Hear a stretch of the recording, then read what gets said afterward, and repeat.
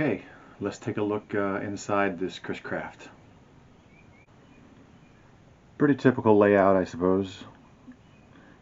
Come through the companionway. Right away we have the galley here, stairs. Underneath the stairs is the Atomic 4.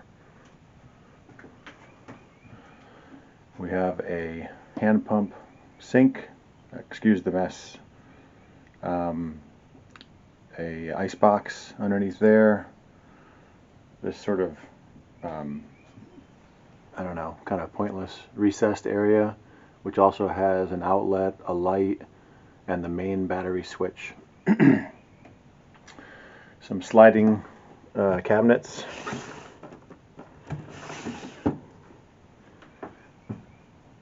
A stainless steel enclosure, which it came with an Origo unpressurized alcohol stove, which we have at home right now and are cleaning it up.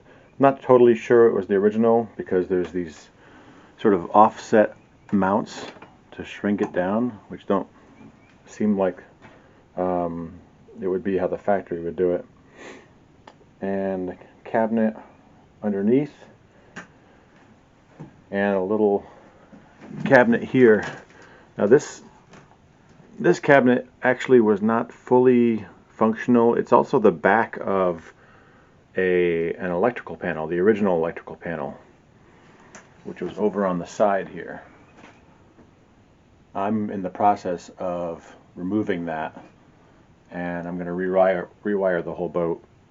Like a lot of old boats, it had 2 or 3 other smaller electrical panels that had been glommed on, and it was impossible to tell what was going where. So I'm actually going to relocate all the DC over to this wall over here. I'll talk about that more a little later. And then this cabinet right here is not actually useful because there's a through hole here, I think, for the sink, and also it just is open to the side of the engine, and there's a lot of other wiring and things, so it's really more just like more engine access. Not a huge amount of storage. This corner, which is kind of torn apart right now, I started working on the boat before I decided to video any of it, so unfortunately you can't see the original. I'll try and post a picture of what it used to look like.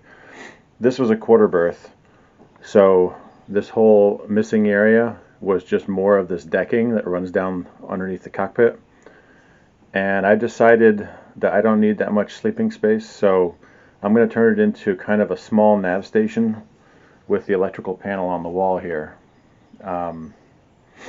And if I do it right, I'm going to make it so it will actually convert back into a quarter berth if it's needed. Okay, so I found this image from a sale listing of a Cherokee 32, and here you can see the quarter berth as it originally would have existed. There's sort of a step up between the stairs and the companionway, and then there's just a long platform to sleep on. And here's a photo I took right after buying the boat, before I did any work. And you can see the previous owner had just opened up the quarter berth platform and then filled that space with some batteries and other electronics and so on. A lot of the walls are covered in this material here, which is sort of like 1/8-inch hardboard or particle board of some kind that had some kind of textured wallpaper glued to it, and of course it looks horrible now and the wallpaper's peeling off. So I'm going to be removing that and insulating the hull and putting I think maple or ash strips over it horizontally. And the technique I'm going to use, which I'll probably make a video on, is to epoxy on these little blocks here to make a screwing surface, and then in between those strips glue foam, like this square foam tiles you can buy for playrooms and gyms and such, and then over the top of that put the the strips of wood. In the main part of the cabin, we have a bench here, a settee that will pull out to make a full berth, and then a pilot berth up above it, covered in garbage, and then a little bit of storage underneath the pilot berth. This is also, I think, going to be heavily reworked. These boats were just set up to seemingly to sleep 6 people, but not really live in them as a modern cruiser would. So hopefully no purists will be like, oh my gosh, you're changing the whole look of the boat. Yeah, I am changing the whole look. But I am going to keep it with the same feel. So I'm going to use all mahogany, and it'll look like, hopefully, it came that way from the factory. Here's more of that particle board vinyl stuff. And then on the opposite side, there's a shorter settee with a little bit of a slant back here, and 2 cabinets that open that are just sort of huge empty spaces between this wall and the hull.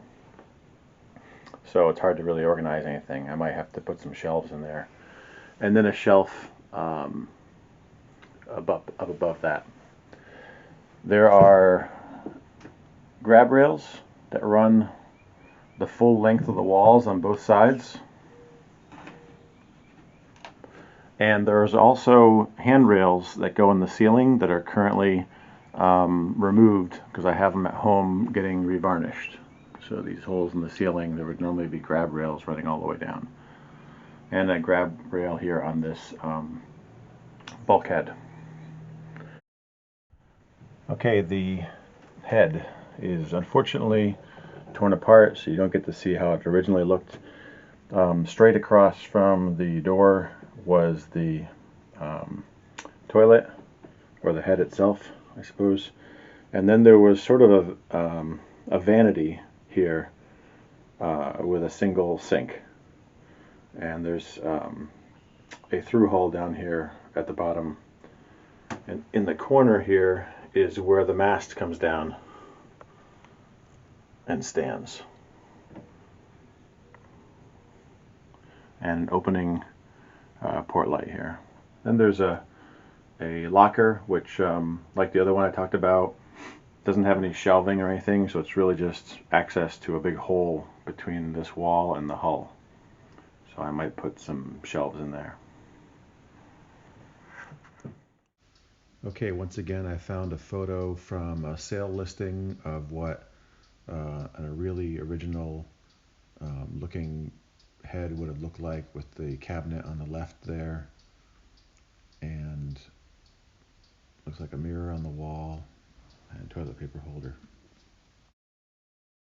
And here's a photo of our head when we bought the boat. You can see it's got kind of a molded fiberglass countertop, and then this basket weave sliding cabinet fronts, which match what's used in the galley. Okay, I apologize in advance. I actually lost the original recording I made with my video camera, so this is some iPhone footage I had shot earlier. Right there on the right, before you go into the V-berth, you can see there's a hanging locker, and then underneath this filler cushion there's 2 drawers, one on the left and one on the right.